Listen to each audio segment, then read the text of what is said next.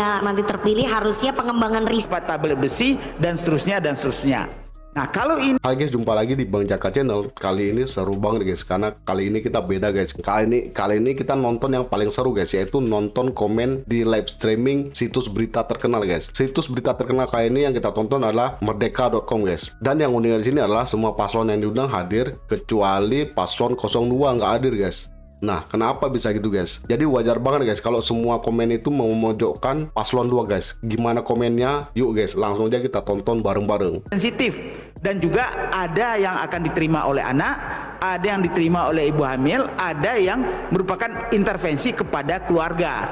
Dan ini adalah diskusi dan dialog bersama Ikatan Dokter Seluruh Indonesia guys. Anak mana yang perlu karena dia wasting makanan tambahan, siapa yang belum dapat tablet besi dan seterusnya dan seterusnya. Nah kalau ini kita pastikan dikoordinir di tingkat desa, di sana ada bidan desa, ada pendamping desa, ada kader pembangunan manusia, dipastikan itu Prof, maka nanti usulannya jelas. Berapa jamban keluarga yang diperlukan, berapa air bersih keluarga yang diperlukan, berapa tablet besi yang harus diberikan, berapa makanan tambahan yang harus disediakan.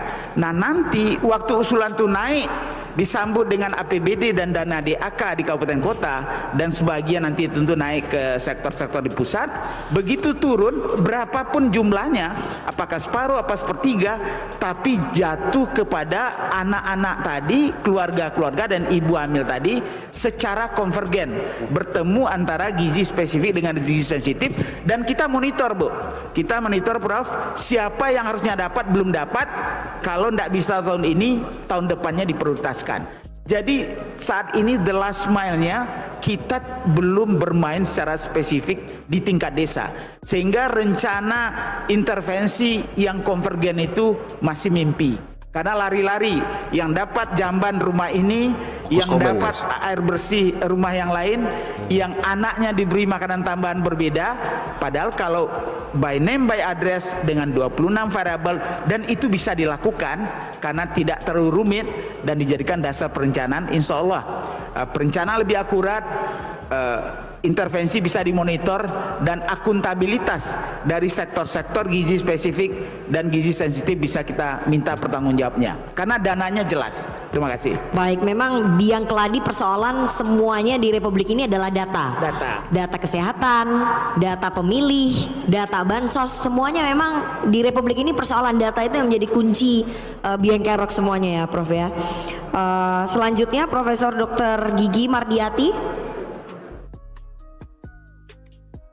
Kesehatan guys ya. Oke, selanjutnya Profesor Dr. Arif Sumantri, SKM MKes.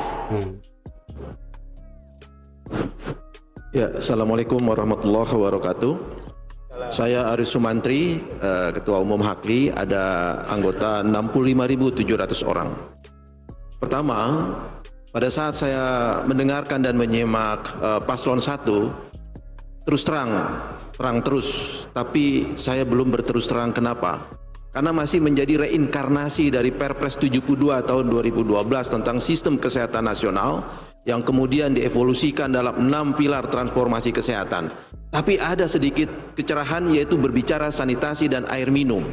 Hanya yang perlu menjadi perhatian adalah bagaimana yang tidak bisa dihindari, apa yang akan dibaca ke depan, bahwa ke depan perang tersebut bukan dari masalah tambang, bukan masalah hal yang terkait tentara, tapi adalah bagaimana krisis air, krisis iklim yang belum terbaca dan tergambar. Karena apa? Negara yang kuat, bangsa yang sehat harus terjamin air yang sehat dan aman. Sementara kita ketahui bahwa yang terjadi sekarang, kita adalah air yang dikapitasi. Saya pernah bercerita kepada tim ses bahwa kalau mata air itu pada kapitalis, air tanah pada sosialis, air mata pada melankolis.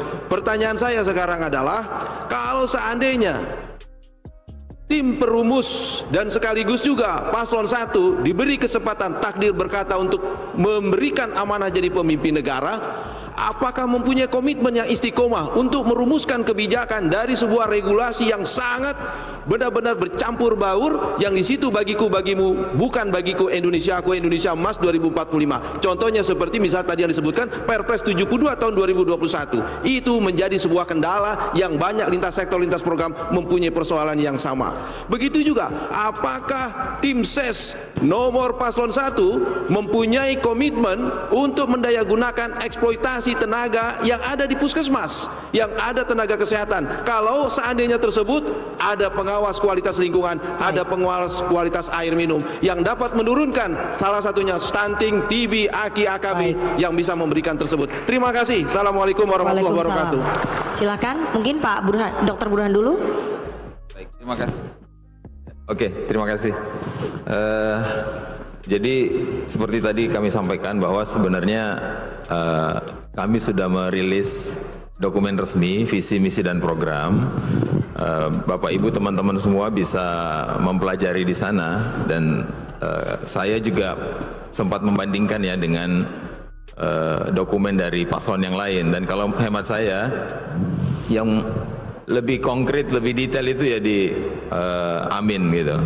Nah, kalau yang tadi tentang air, memang kita ada jadi di dalam dokumen kita itu kami menyebutnya ada 8 misi ya.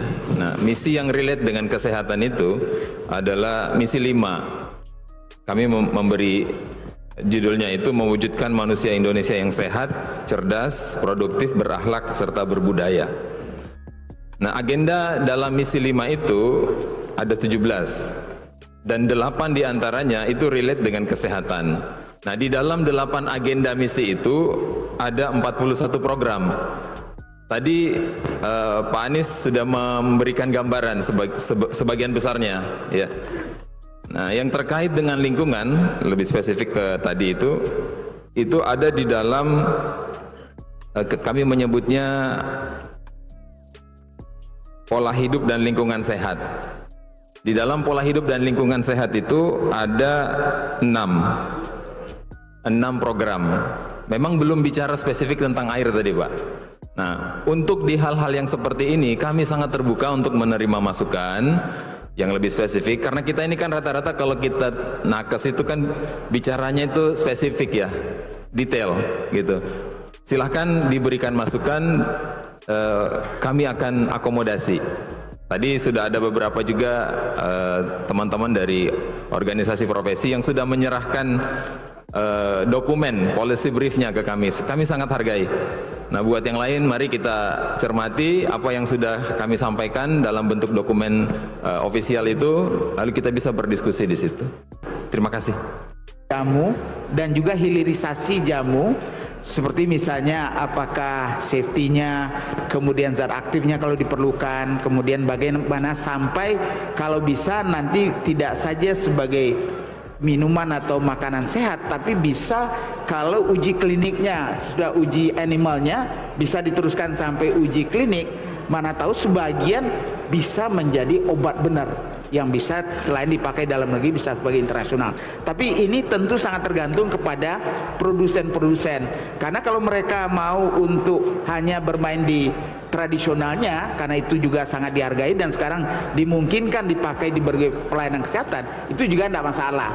Jadi kita melihat mulai dari hulu R&D, kemudian bagaimana agar perguruan tinggi dengan SDM dan badan-badan riset mendukung riset-riset yang diperlukan dengan tentu dengan pembiayaan yang memadai, dan baru nanti bagaimana dia bisa dikomersialkan.